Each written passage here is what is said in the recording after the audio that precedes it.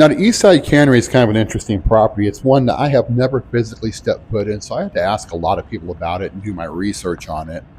The only thing I've ever done is drive by it. The 10 years I've lived here, I remember going by this and thinking, you know what, this is probably the most beautiful building on all of Boulder Highway, which if you went down Boulder Highway, that's probably not saying a whole lot, but it is what it is.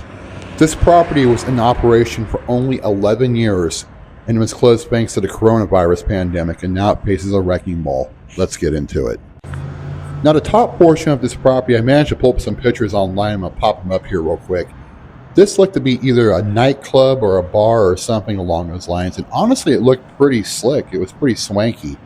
Makes me kind of wish I went in there back in the day, but for a locals casino, they're never usually this nice. And another thing is when this hotel was all lit up, at night, it was gorgeous. There was lights on top of the roof there that would kind of change colors and do different things. And like I said, the coronavirus pandemic came in and about killed everything in Las Vegas. The Eastside Cannery is one of those locations that just would never come back. Now, once the land is cleared, they're going to start building homes on this location. Now, a lot of you old school Vegas people are going to remember the casino that sat on this property previous to the Eastside Cannery, which was called the Nevada Palace. Nevada Palace was definitely a favorite of the locals here on the east side. And that casino had a 29-year run.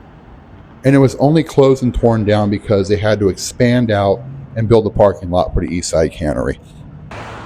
Now, when demolition started on this building, I've received several emails and comments asking, you know what, how's this going to be brought down? Is this going to be brought down by a wrecking ball? Is this going to be imploded? And honestly, I do not know, and I do not profess to be an expert in construction or demolition. Now, however, I have several people who follow this page who are experts in construction and demolition. So please, if anybody knows, fill in the blanks.